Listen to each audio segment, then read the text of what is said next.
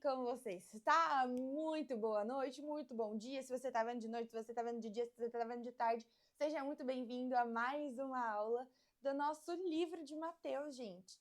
Simplesmente estamos estudando o livro de Mateus e crescendo juntos nessa jornada. E aí, vocês estão gostando? Eu espero que sim, sabe por quê? Porque chegamos hoje ao marco de 50% das nossas aulas completas.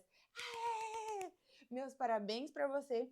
Espero que você tenha vindo até aqui e esteja vendo todas as aulas e isso esteja te ajudando muito.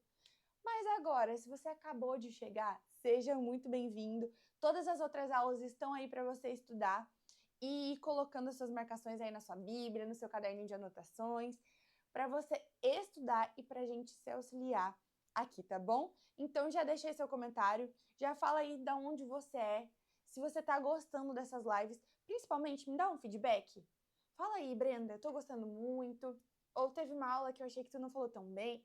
Me fala, eu quero saber o que você tá pensando sobre isso aqui, tá bom? Porque é um empenho estar aqui, nós temos muitas pessoas nos abençoando aqui com o cenário, com o trabalho, com as câmeras. Então, assim, de verdade, esse ministério aqui é um ministério que Deus deu, porque eu não tinha nada disso aqui e nós estamos conseguindo fazer, tá bom? Beleza aí? Então vamos estudar? Feche seus olhos, nós vamos orar, porque todas as vezes que a gente vai estudar a palavra de Deus, nós precisamos estar em contato completo com Ele. A gente precisa entregar o nosso coração em verdade, em espírito, para que assim o Santo Espírito possa nos auxiliar e Ele vai nos moldando ao entendimento. Paulo fala que nós teremos ali o entendimento racional, nós seremos mudados na cabeça. Então feche seus olhos, nós vamos orar. Querido Deus e amado Pai, muito obrigado por esse dia. Obrigado porque nós estamos aqui estudando a Tua Palavra. Jesus, que o Senhor possa nos direcionar nesse estudo e que nós possamos aprender completamente contigo. É isso que nós pedimos e desde já te agradecemos. Em nome de Jesus, você diz aí nos comentários, amém. Queridos, vamos lá? Antes de qualquer coisa, eu tô aqui para te dizer que a CBG vai ter um grande presente no mês de agosto. Sim, eu faço aniversário no mês de agosto, mas o presente é para você. Então, se você por acaso está vendo que eu estou usando essa Bíblia aqui diferente, com essa questão aqui do... Como que é o nome disso aqui? Um ponto de interrogação? É porque, vai ter uma grande novidade aqui relacionada a essa Bíblia. Vocês já estão vendo o quanto ela é maravilhosa. Muitas pessoas me perguntando, mas agosto... Gente, vocês vão entender tudo, tudo, tudo, tudo. E eu quero fazer uma grande surpresa para vocês. Então aguardem, me perguntem aqui algumas dúvidas que vocês querem saber sobre essa Bíblia que eu respondo. Mas vocês estão vendo que a gente já tá aprendendo com ela, ela tá sendo maravilhosa, tá bom? Brenda, mas o que é isso? Gente, CBG vai ter um precinho legal para tu. Essa Bíblia aqui, maravilhosa também. Então, assim, gente, muita coisa boa. E eu tô muito animada para poder viver isso com vocês, tá bom? Mas vamos lá? Vamos lá? Ai, eu não consigo segurar de tanta felicidade. Então tá. Abre sua Bíblia no livro de Mateus, no capítulo 14, que é onde a gente vai estudar. Hoje, gente, só para explicar para vocês, nós faremos as nossas anotações em um papel à parte. Nas últimas vezes, eu estava usando os espaços dessa Bíblia aqui, vocês estão vendo? Ó, tá maravilhosa, né? As anotações aqui, olha como ela fica bonita, como fica legal quando a gente faz as anotações direto nela. Só que hoje eu quero mostrar um outro método de estudo que eu estudo também. Esse método de estudo também vai encontrá-la na CBG. O que é a CBG? É a Comunidade Bíblia Gordinha, que é um curso onde eu coloco todos os métodos de estudo, tanto para faculdade, para curso, quanto para a Bíblia. Eu aplico todos esses métodos na Bíblia e a gente aprende juntos, tá bom? Então, se você quiser qualquer coisa, tirar dúvidas, saber como funciona, tem um link aqui onde você vai saber e lá tem um vídeo explicando tudinho que é necessário para você, beleza? Show de bola. Então, aqui nós temos a Bíblia que nós estamos usando agora. E como eu quero fazer esse método, ele não vai caber... Na verdade, ele até caberia, né? Ele caberia nessa parte aqui toda de baixo, que essa Bíblia tem duas partes para anotação. Só que eu quero fazer ele com bastante espaço para fazer várias anotações, para a gente fazer várias setinhas. E como que vai funcionar? Pega aí a sua folha de papel. Antes de qualquer coisa, nós vamos fazer o nosso esqueleto. Brenda, mas de novo isso? Sim, de novo. Por quê? Porque você já vai saber por onde as histórias vão permear e a gente vai ter um contexto breve do que vai ser e depois a gente vai, cavando e se aprofundando em cada coisa. Beleza? Isso é um método de estudo, todo professor faz, as apostilas têm também, e a gente às vezes não se atenta, mas isso é muito importante para você saber o contexto todo depois, tá bom? Então vamos lá. Primeiro ponto, escolhe aí uma caneta bem bonita para você escrever capítulo 14, que é onde o capítulo que realmente nós estamos estudando. Esse papelzinho vai ficar depois dentro da sua Bíblia. A gente vai dobrar ele e vai usar o método da marcação, da colocação com clips. Eu já ensinei com cola bastão, já ensinei com essas fitinhas aqui, mas hoje a gente vai fazer com o método raiz, que é o método que eu usava para deixar a Bíblia bem gordinha, tá bom? Então, beleza. Primeiro ponto. Escreve aí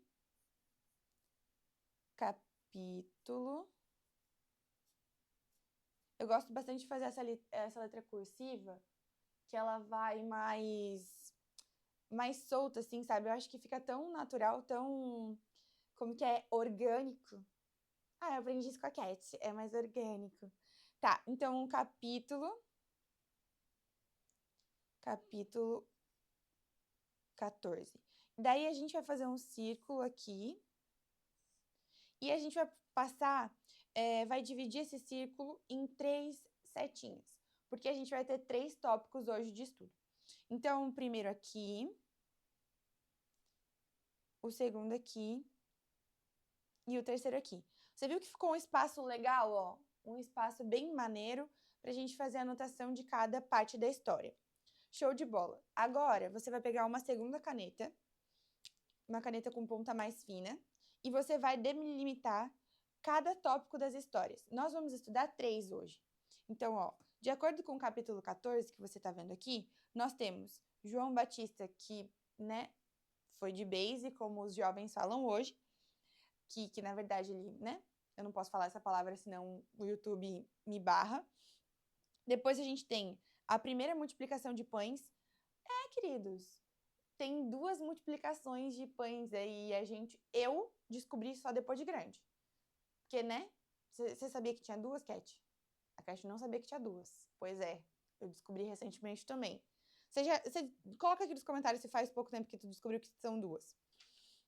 E depois a gente tem Jesus andando sobre as águas. Então, viu? Esse é um capítulo pequeno, 3 tópicozinhos, e a gente vai lá, 3 perícopes, como vocês já aprenderam, e a gente vai colocar aqui. Então, antes de qualquer coisa, como vocês já sabem, eu sempre gosto de fazer desenhinhos simples e fáceis para que as conexões não, né? Que as conexões neurais funcionem na nossa mente, para que a gente lembre das coisas. Então, a primeira, eu vou desenhar uma caveirinha aqui, bem mequetrefe ruinzinha. Aqui. Um olho bem fundo nessa caveirinha. Você desenha melhor se você conseguir, tá? Não tem problema. E eu vou fazer uns risquinhos aqui, ó. Show? Deu pra ver a caveirinha? Bem tranquilo? Dá? Tranquilo. E daí a gente vai colocar essa palavra aqui que eu tô escrevendo.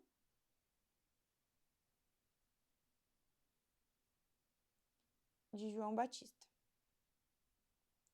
A gente já estudou um pouquinho dele lá no capítulo 11, se eu não me engano, que ele estava com algumas dúvidas, lembram isso mesmo? Que ele estava com algumas dúvidas sobre Jesus e tal, só que aqui a gente vai fazer um breve resumo de tudo que ele passou até ele ir com Deus, né? Aí depois a gente tem a primeira, aí eu vou desenhar tipo um troféuzinho aqui, assim. Sim, gente, esse é meu troféu, não me julguem, tá bom? A primeira multiplicação, tadã, dos pães. Brenda, mas por que isso? É uma escrita em códigos e você entende. O seu cérebro ele faz essas conexões e funciona muito bem, gente, de verdade. E na multiplicação, eu vou até pegar uma caneta vermelha aqui e vou fazer assim, ó, com a caneta vermelha, eu dei só uma auxiliada ali, pra gente lembrar que há duas. Então, essa é a primeira e a segunda, a gente vai pintar ela de cinza pra ser como segundo lugar. Aí tu vai ficar pensando, gente, realmente tinha duas multiplicações dos pães. E daí isso vai fazer com que você se lembre, se recorde e nunca mais esqueça. Tá bom? Vamos lá. E a nossa terceira parte, nossa terceira história a ser estudada hoje é Jesus andando sobre as águas. E daí o que eu pensei? Em fazer uma aguinha e escrever os nossos subtítulos por cima. Então, eu vou fazer a aguinha aqui e vou colocar Jesus, tentando seguir o traçado que eu coloquei, tá? Jesus anda sobre, aí aqui, as águas. Viu? Tadã! Deu pra ver como ficou fofinho? E daí eu vou pintar aqui de azulzinho o águas. Ah, a folha já é azul. Tá bom, mas eu vou pintar pra ficar mais bonitinho. Tadã!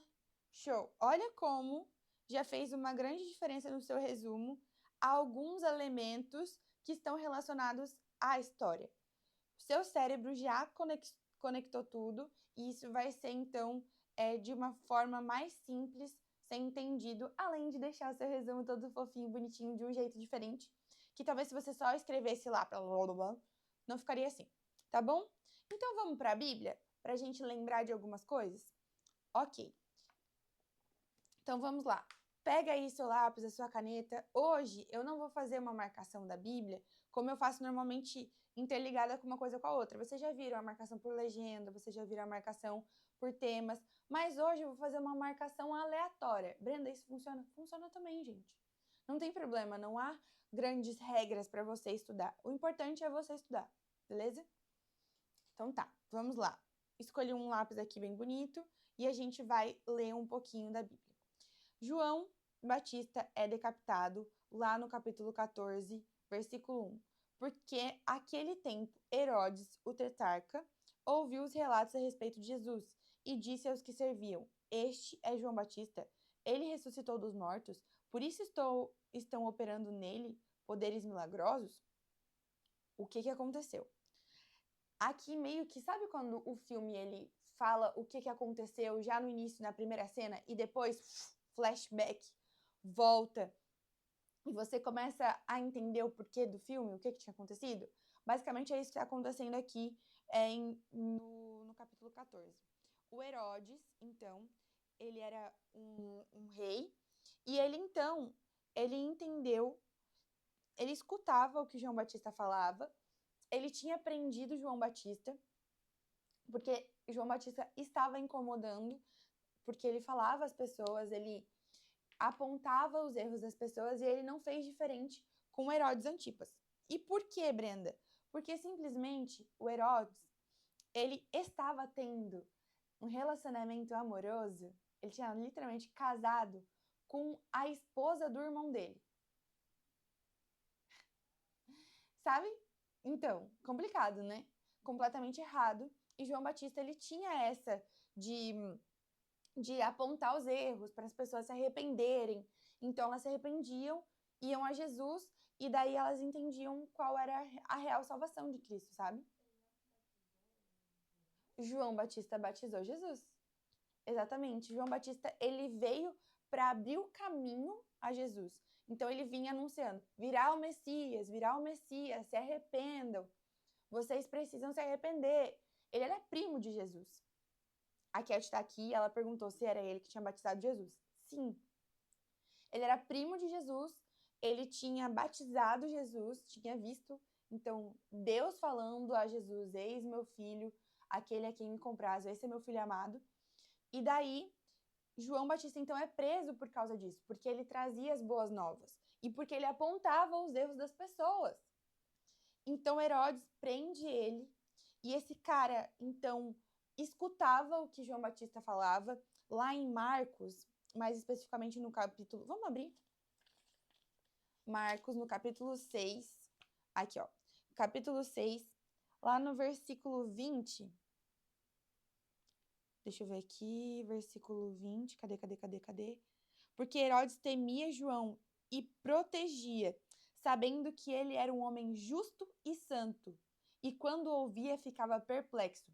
Mesmo assim, gostava de ouvi-lo. Vamos marcar isso? Porque Herodes temia João e o protegia, sabendo que ele era um homem justo e santo, e quando o ouvia ficava perplexo, e mesmo assim gostava de ouvi-lo. Então, tu consegue entender o que está acontecendo aqui? João foi preso de uma forma como se estivessem protegendo ele. É tipo um relacionamento tóxico. E daí, só que acontece que João falava as coisas. Ele não tinha medo de falar sobre os erros das pessoas, de apontar para que o arrependimento viesse. Então, acontece algo, ele incomoda uma pessoa, mas vamos continuar lendo. E aqui diz assim: esse é João Batista quem ressuscitou dos mortos. Por quê? O que tinha acontecido? Pois Herodes havia prendido e amarrado João e colocado na prisão por causa de Herodias. Herodias era a mulher, né? Vamos até pintar aqui com outra cor. Com Herodias, mulher de Filipe, seu irmão. Olha o rolo. Se tu já viu o tal do Game of Thrones, é uma série bem pesada, onde um pega o outro, que é mais ou menos isso que está acontecendo aqui. É um Game of Thrones aqui. Porquanto Jesus lhe dizia: não é permitido viver com ela. Herodes queria matá-lo, mas tinha medo do povo, porque este o considerava profeta. E ele era um profeta. No aniversário de Herodes, a filha de Herodias dançou diante de todos e agradou tanto a Herodes que ele prometeu sob juramento dar o que ela pedisse. Influenciada por sua mãe, a Herodias, aquela ali que a gente pintou de rosa, ela disse: dá-me aqui num prato a cabeça de João Batista. Bizarro, né? Muito bizarro isso aqui. O rei ficou aflito, mas por causa do juramento, então a gente pinta aqui, por causa do juramento e dos convidados, ordenou que lhe fosse dado o que ela pedia e mandou decapitar João na prisão. Sua cabeça foi levada num prato e entregue à jovem que levou a sua mãe. Os discípulos de João vieram, levaram seu corpo e o sepultaram. Depois foram contar isso a Jesus. Que situação bizarra, né, gente? E aí, a gente vê que a primeira pessoa que veio anunciar a Cristo é a primeira pessoa que sofre por isso. Porque ele era um profeta anunciando Cristo Jesus. E é essa a primeira anotação que a gente vai fazer aqui. Então, abre aí a sua caneta e vem anotar comigo aqui no seu resumo. Então, vamos colocar uma setinha aqui, né? Um traço. A primeira pessoa que anunciou a Cristo foi a primeira pessoa a sofrer por isso. Tu consegue ver o quanto isso aqui é complicado e o quanto isso aqui também é verdade, o quanto a gente vai viver algo parecido futuramente? Então saiba que se por acaso você está sofrendo alguma retaliação por estar seguindo a Cristo, isso faz parte de pessoas que estão interligadas com o reino. E eu espero que você não desanime, porque apesar do que aconteça, a sua vitória não é aqui. A sua vitória é no reino dos céus. Amém?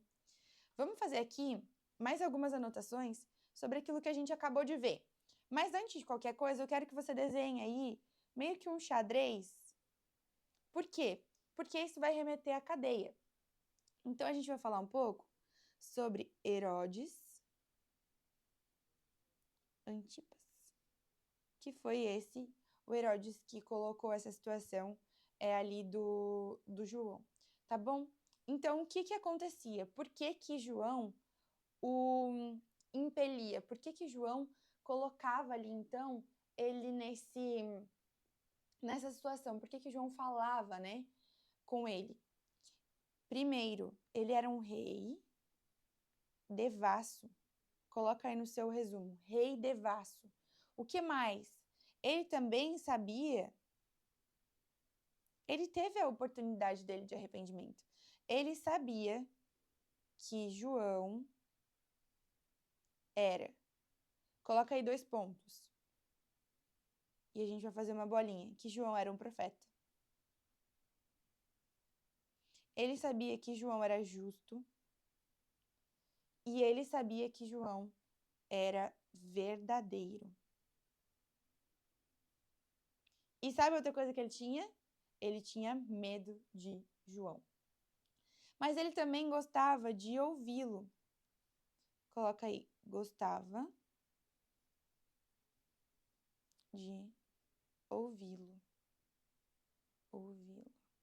E isso tá lá em Marcos, como a gente tinha visto, no capítulo 6, no versículo 20, tá bom? Então, é sempre legal deixar a referência daquilo que você tá estudando, para se caso depois você só anotar, putz, mas em que capítulo que se falava mesmo? Pronto, já tá anotadinho ali, tá bom? Então, é isso que a gente tem ali. Outra coisa que a gente sabe é que João, vamos colocar aqui, acusação, acusação. A acusação foi o relacionamento dele. O relacionamento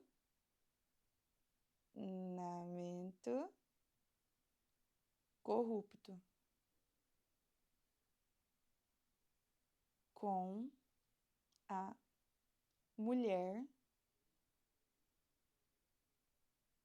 de seu irmão.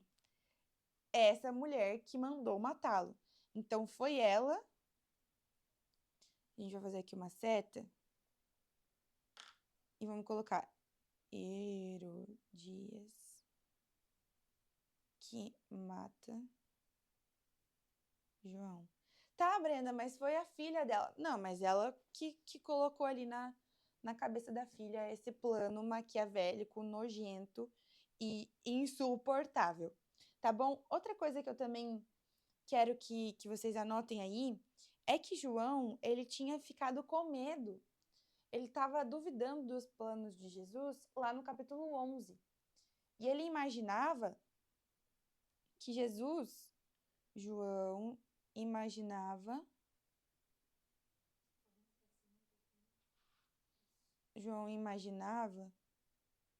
que... Acho que eu vou espirrar. Tá vindo uma vontade de espirro aqui. João imaginava que Jesus viria como Elias, soltando fogo do céu. Só que depois que, então, os discípulos de João vão lá no capítulo 11 e perguntam para Jesus e os discípulos qual que era o ministério de Jesus, eles voltam antes da morte de João. E daí, um capítulo que João... então Jesus não veio para ser como Elias. Na verdade, ele veio para cumprir aquilo que está em Isaías 61, 1-2. Vamos abrir lá? Vocês veem que quando a gente estuda o livro de Mateus, a gente recorre muito ao livro de Isaías. Por quê? Porque simplesmente, gente, as profecias que estão sendo cumpridas no livro de Mateus foram ditas em Isaías. E é por isso que é tão legal ir vendo as referências de um no outro. 61. A gente até marcou já. No 61, de 1-2, que diz: O Espírito do Soberano, o Senhor está sobre mim, porque o Senhor ungiu-me para levar boas notícias aos pobres. Enviou-me para cuidar dos que estão com o coração quebrantado, anunciar liberdade aos cativos e libertação das trevas aos prisioneiros, para o dia da vingança do nosso Deus, para consolar todos os que andam tristes, a dar todos os que choram em Sião uma bela coroa em vez de cinzas, o óleo da alegria em vez de pranto, e o manto de louvor em vez do espírito de deprimido. Viu como é incrível? Jesus veio para ajudar aqueles que precisavam. Ele não veio para libertar o povo de Roma. Isso vai ser futuramente da libertação do pecado e da libertação desses reinos que nós estamos vivendo hoje. Reinos que não são reinos em si, mas que são as potestades, enfim. Vocês conhecem lá sobre o que fala isso lá em Romanos, certo? Terminamos a nossa primeira história. Mas antes disso, eu quero ir para o livro de João, para você ver como uma missão que é completa, como ela é importante. E a gente consegue tirar isso da história de João Batista. Lá no livro de João, abre aqui comigo, me acompanha, em João capítulo 10. João capítulo 10, aqui, fala muito sobre uma coisa que eu amo, que é uma das histórias favoritas que eu tenho também. Lá no capítulo 10, mais especificamente, no versículo 41, diz assim: E muita gente foi até onde ele estava, dizendo: Embora João nunca tenha realizado um sinal milagroso, tudo que ele disse a respeito deste homem era verdade. Então, olha aqui. João, ele teve um trágico fim, mas ele era reconhecido pelas verdades que ele falava. E você? Será reconhecido pelas verdades que você falava? Porque João falava e vivia. E você? Tem falado e vivido? Porque às vezes falar não é o suficiente. A gente precisa viver. A gente precisa demonstrar com atos aquilo que a gente acredita. Tá bom? E daí, Jesus vai nos alimentar. E daí, quando a gente fala e vive aquilo que a gente acredita, simplesmente aquilo que a gente precisa é nos dado. E eu não tô te falando do alimento espiritual, eu tô te falando do alimento físico. E é aqui que entra a segunda história que nós vamos estudar hoje. A primeira multiplicação dos pães e dos peixes. Por quê? Olha o que diz aqui. Vamos lá, você já está comigo, nós terminamos então o panorama de João e a perícope de João foi encerrada. Entendemos tudo sobre ele. Agora nós vamos para o nosso segundo resumo, que é a primeira multiplicação dos pães e peixes. E aqui diz assim, lá no versículo 13, está dizendo: Ouvindo o que havia ocorrido, Jesus retirou-se do barco, em particular, para um lugar deserto. As multidões ouviram falar disso e saíram das cidades e seguiram a pé. Quando Jesus saiu do barco e viu tão grande multidão, teve compaixão deles e curou os seus doentes. Vocês conseguem entender o que aconteceu?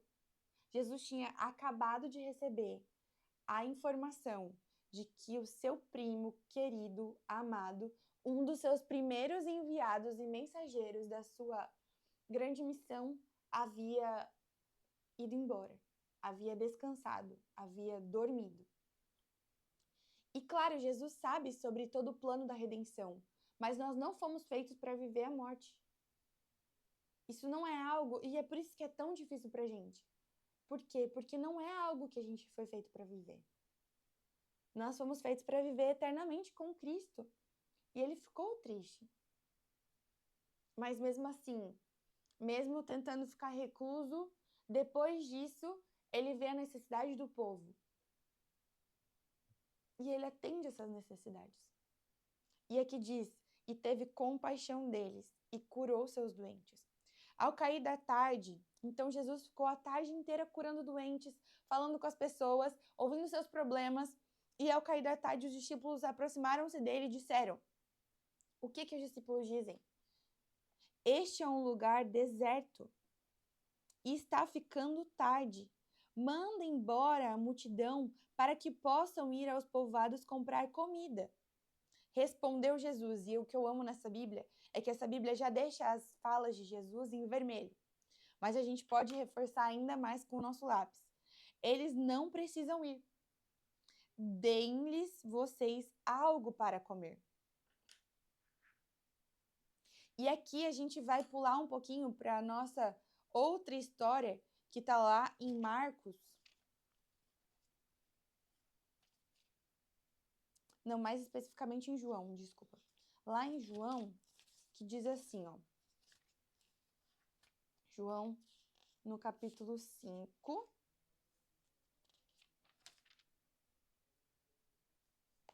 no capítulo 6, diz o seguinte: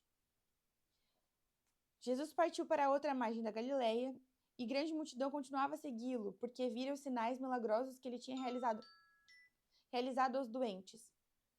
Então Jesus subiu ao monte e assentou-se com os seus discípulos. Estava próxima à festa da Páscoa. Levantando os olhos, vendo grande multidão que se aproximavam, Jesus disse: Filipe, onde compraremos pão para esse povo? E aqui a gente tem um personagem diferente que não é citado lá no livro de Mateus. Filipe, onde compraremos pão para esse povo? Ele coloca aqui uma dúvida em um dos discípulos para que ele então pudesse pensar, para que ele pudesse refletir no tamanho do milagre que seria feito depois. Por quê? Porque eles precisavam de organização, eles precisavam de um senso. Para o senso que nós humanos pensamos é o senso de para a gente conseguir se organizar e nós mesmos fazermos pelas nossas próprias mãos. Mas Jesus queria que o censo fosse feito para que então as pessoas vissem o tamanho do milagre. Para que esse milagre pudesse ser registrado de forma completa, para que nós possamos entender. E daí fez a pergunta para pô-lo à prova, pois já tinha em mente o que ia fazer. Olha aqui como Jesus é inteligente. E Felipe respondeu: 200 denários não comprariam pão suficiente para cada um recebesse um pedaço. Não é para que cada um comesse um pão, para que cada um recebesse um pedaço. André, irmão de Simão Pedro, tomou a palavra. Aqui está um rapaz com 5 pães de cevada e 2 peixinhos. E é isso que a gente tem.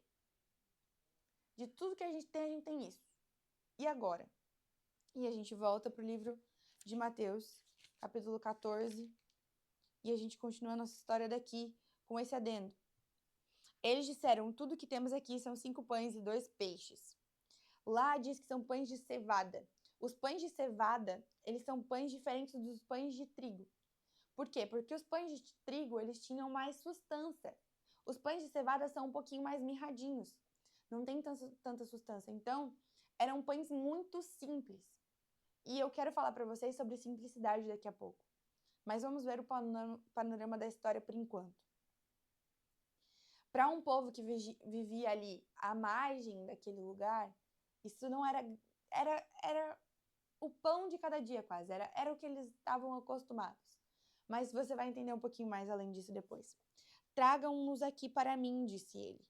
E ordenou que a multidão se assentasse na grama, tomando 5 pães e 2 peixes, e olhando para o céu, deu graças e partiu os pães. Em seguida, deu aos discípulos e estes à multidão. Todos comeram e ficaram satisfeitos.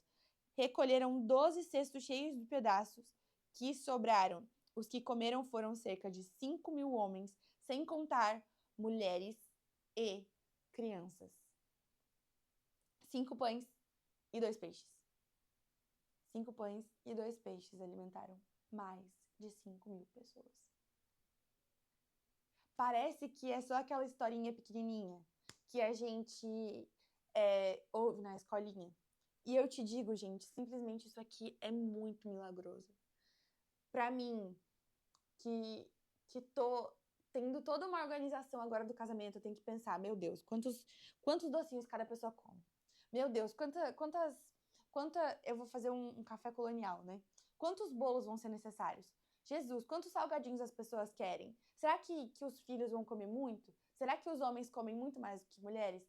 Isso são coisas que passam na nossa cabeça, mas Jesus não teve esse problema. Jesus simplesmente falou: me dá aqui uma solução e com esse pouco eu vou te pôr no muito. Que maravilha! Que coisa mais linda ter esse tipo de relato na Bíblia para que nós possamos alimentar a nossa alma e sabermos que Jesus está conosco mesmo naquilo que não é espiritual, mas naquilo que é palpável, naquilo que é físico. E ele sim dá a solução do problema. Gente, isso é muito maravilhoso. E daí a gente vai colocar aqui, então, aqui as nossas primeiras anotações, tá certo? Vamos lá. Primeira anotação do que a gente vai colocar aqui. Vamos colocar a anotação de que eram daquela que a gente trouxe lá do livro de Marcos, tá bom? Então, vamos aqui pro papelzito. Lá em Marcos. Ah, é João, gente. Eu tô com Marcos na cabeça. lá em João, no capítulo 10, mais especificamente, eu tô bagunçando as coisas. João, no capítulo 6, no capítulo 6, no versículo 5 e 6, nós temos o Filipe falando que precisavam, olha o homem pensando, que precisavam de 200 denários. Isso são os dias de trabalho. Um denário era um dia de trabalho de uma pessoa. Então, olha quanto tempo eles deveriam trabalhar, 200 dias, para conseguir alimentar aquela multidão. Só que Jesus não estava pensando nisso. E a solução vem através de André. Através de André, com uma criança, com um menino, que ofereceu um pãozinho. Vou colocar o pãozinho desse jeito aqui. Um pãozinho e os peixinhos.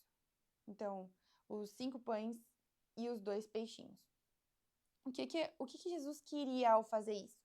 Jesus, ele se preocupou com as necessidades daquele povo. E Jesus se preocupa com as nossas necessidades. Então, coloca aí. Jesus se preocupa com as nossas necessidades físicas,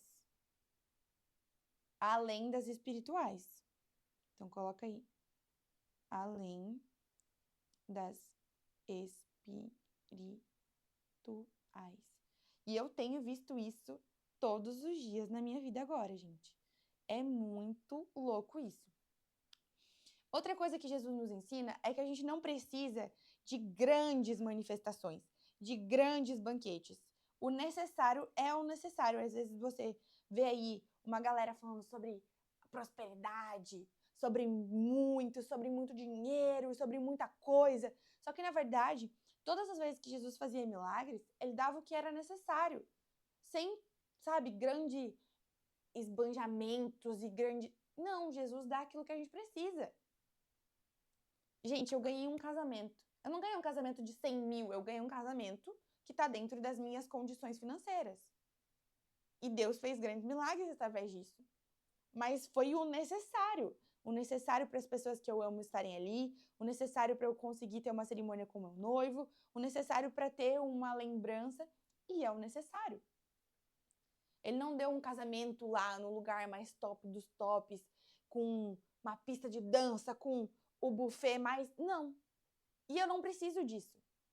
Porque eu sei que se eu tivesse tudo isso, talvez eu não estaria mais colocando os meus olhos em Cristo, mas naquilo, naquelas coisas, naquelas pessoas, na minha necessidade de apoiar e de me mostrar para aquelas pessoas. E daí aqui, a gente vê uma comida, coloca aí, uma comida modesta. Uma comida comum àquelas pessoas.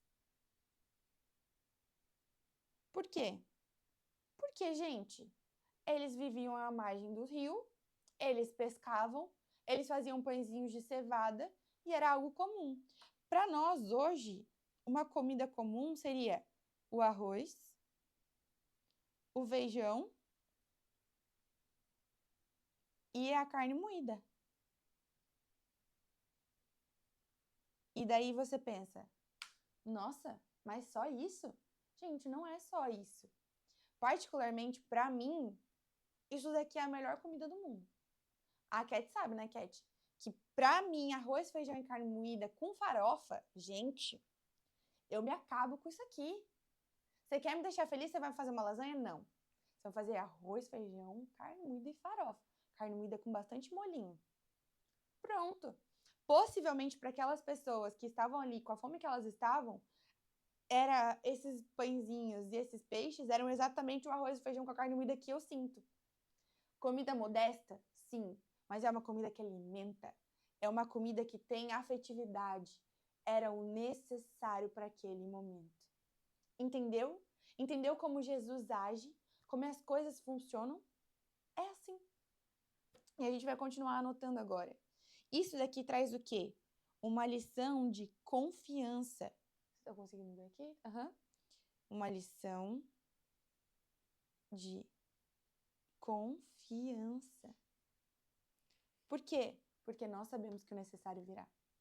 Essa lição de confiança é muito importante. Bom, o que a gente consegue aprender, por último, com o que a gente viu aqui com Felipe e os 200 denários? Por que Jesus perguntou lá em João, por que o Felipe tinha que fazer essa... Ele colocou o Felipe em teste? Porque nós somos como Felipe. Nós, às vezes, olhamos para as situações com os nossos olhos humanos. E a gente acaba esquecendo, a gente acaba fazendo o trabalho todo e esquecendo de Deus. Então, não esquecer de Deus é a grande lição dessa perícope. Não se esqueça que há um Deus. Não se esqueça de um Deus de milagres. Não se esqueça disso. Há um Deus de milagres que pode, sim, entregar o necessário para você. Eu tô procurando um apartamento para morar agora também. E o que eu queria foi alugado. 2 dos que eu queria foram alugados. Mas eu sei que Deus tem o necessário para mim. Talvez não seja esse mês, talvez não seja no próximo mês, talvez seja só no próximo, no mês do meu casamento. Mas eu sei que Deus tem grandes coisas para mim. E eu não tô falando de grandes coisas como um apartamento da cobertura, do melhor prédio daqui da cidade, não.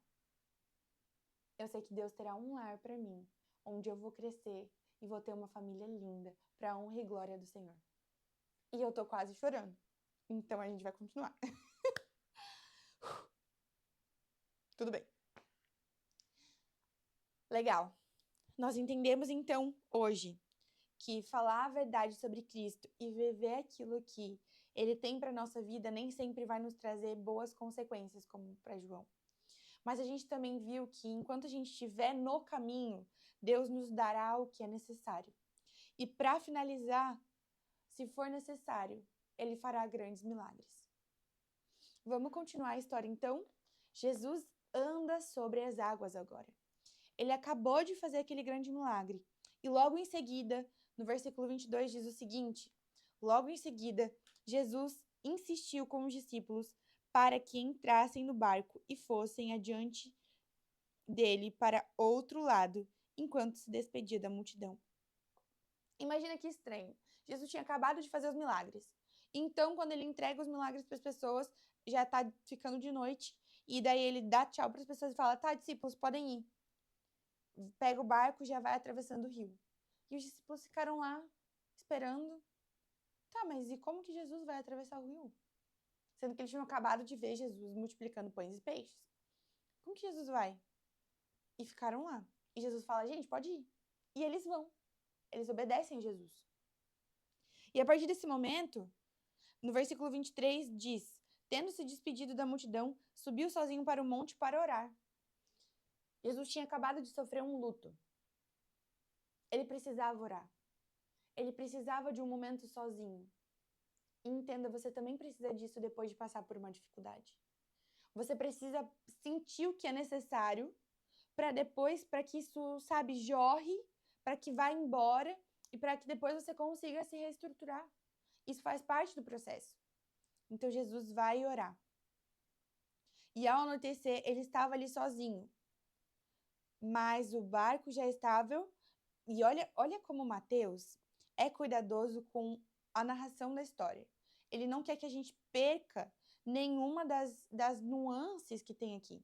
E ele diz assim: ao anoitecer, ele estava ali sozinho, mas o barco já estava a considerável distância da terra, fustigado pelas ondas, porque soprava contra ele.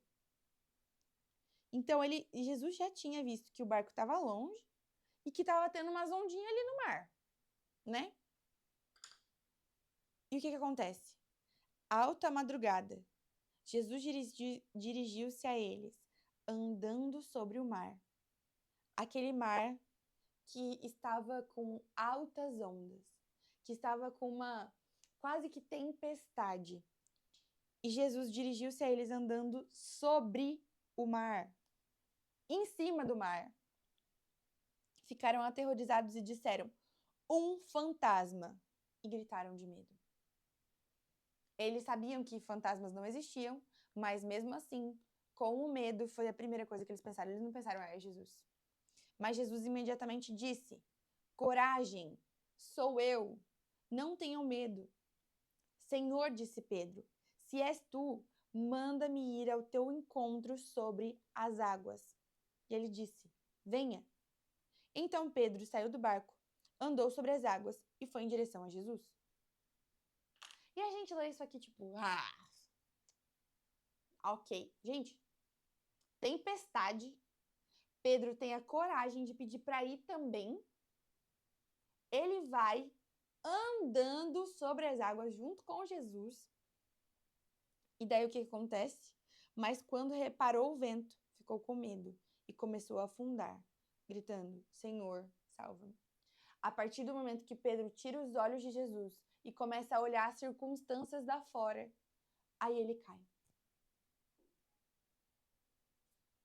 Se eu tirar os olhos de Jesus hoje, as circunstâncias ao meu redor são o meu irmão com câncer, sem poder vir ao meu casamento, uma conta bancária negativa, quase que sem nada, um lugar sozinha, sem a minha família, a minha vizinha doente, e é esse o meu panorama. E se você olhar bem para a situação que eu tô vivendo agora, você deve pensar, meu Deus, e como ela tem forças para ainda organizar tudo o que está acontecendo agora? Com tantas novidades, com o trabalho, com o ministério. E eu vou te dizer, é porque eu aprendi com essa história que se eu olhar para as circunstâncias, eu vou afundar. E eu não tenho tempo de afundar como Pedro. Eu tenho que andar com Jesus, como no início, e não posso tirar os olhos dele. Porque eu sei que se eu não tirar os olhos dele, eu vou continuar andando sobre as águas. Os pães vão ser multiplicados. E o meu retorno não vai ser aqui. Vai ser depois. Então, o que eu tenho para te dizer hoje é que você não pode tirar os olhos de Jesus, independente do que aconteça, independente da tempestade ao redor. Entenda que isso vai te ajudar até o final. É isso que vai te fazer continuar, não continuar só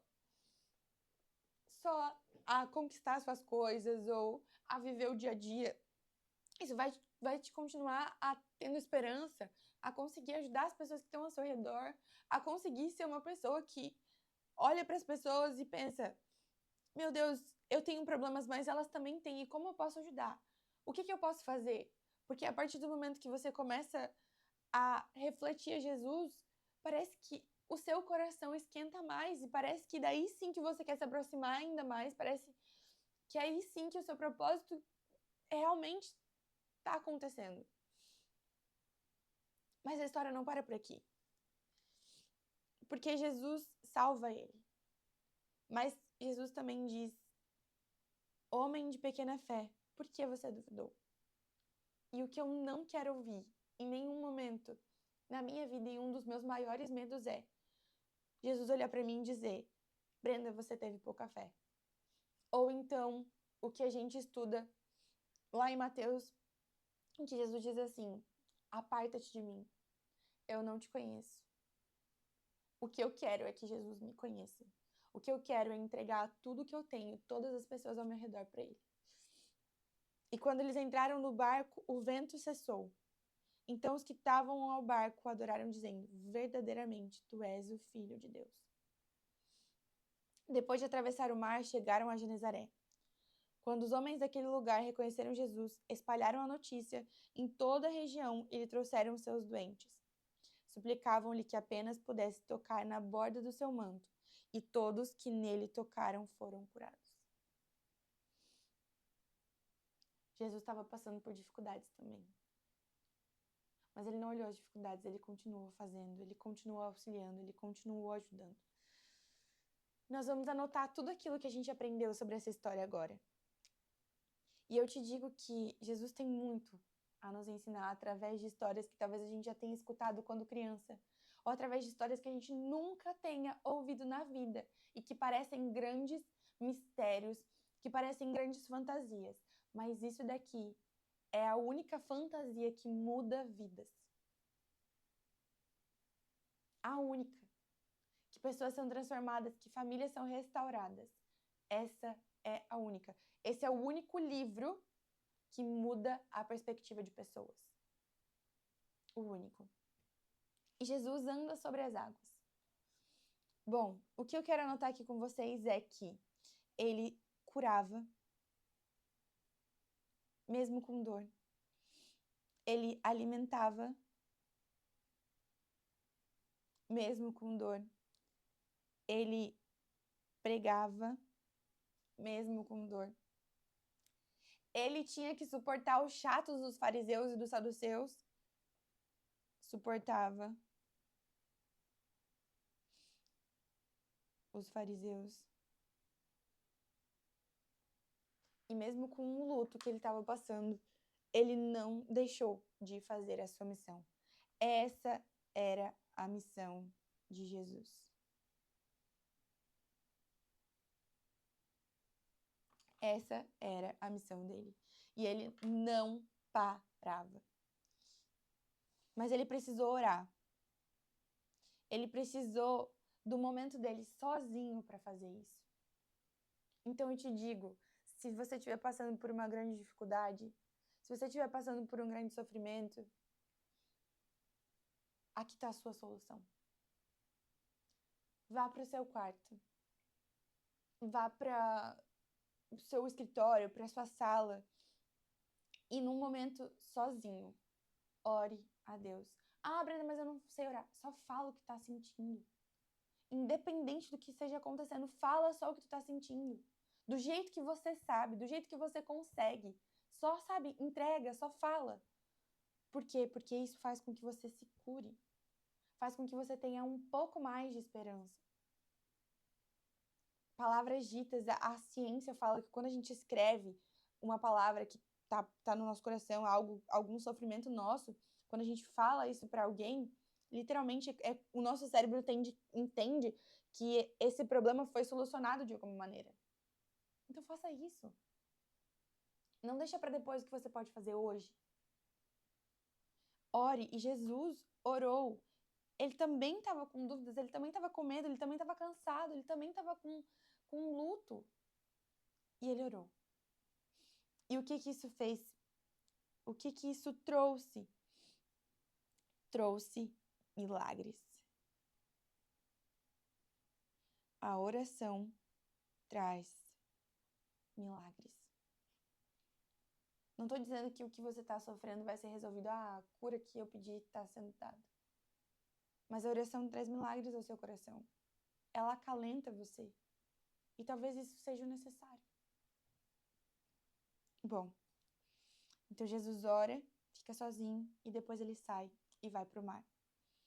E ele é considerado como um fantasma. Vou até desenhar aqui um fantasminha. Ai, ficou horrível. O meu fantasminha. Esse é meu fantasminha, galera. Esse aí. Ele parece um povo. Mas esse é meu fantasma. Por quê? Porque as pessoas não tinham conhecimento nele. As pessoas estavam com tanto medo que não reconheceram quem ele era. Mas Pedro teve coragem. Pedro teve coragem no início, mas a sua incredulidade o fez cair. A sua exaltação própria, o seu coração pecaminoso, começou a olhar, nossa, eu estou andando na água como Jesus, eu sou muito bom, nossa, como eu sou incrível. E pum, caiu. Nós precisamos manter os olhos fixos em Jesus. Escreve aí, manter os olhos em Jesus. Desenhe olhões aí para você não esquecer, porque isso aqui faz a diferença para sua vida. E eu quero terminar pedindo para você anotar Isaías 43, 1-3. Nós vamos terminar com essa leitura lá em Isaías. Isaías 43. Opa! Isaías 43, de 1-3. E diz assim: Mas agora sim, diz o Senhor, aquele que criou Jacó, que formou a Israel, não temas, pois eu resgatarei. Eu o chamei pelo nome, você é meu. Quando você atravessar as águas, eu estarei com você. Quando você atravessar os rios, eles não o encobrirão. Quando você andar através do fogo, não se queimará. As chamas não o deixarão em brasa, pois eu sou o Senhor, o seu Deus, o Santo de Israel, o Salvador.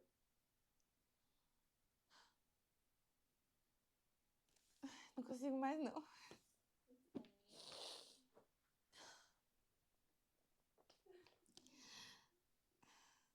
Pois eu sou o Senhor, o seu Deus, o Santo de Israel, o seu Salvador.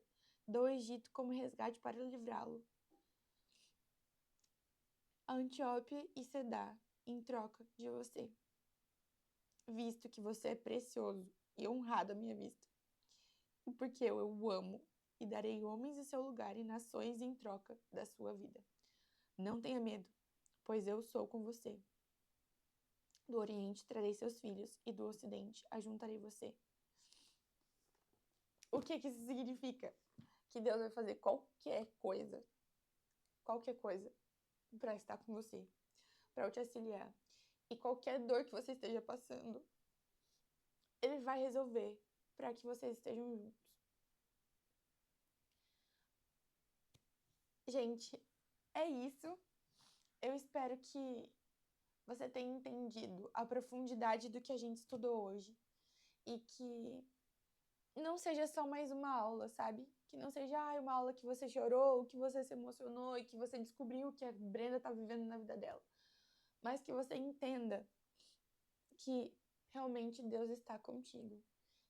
E eu peço, por favor, para que você pinte, para que você marque, para que você faça qualquer coisa nesse versículo de Isaías 43, 1-4, que foi onde eu li para vocês.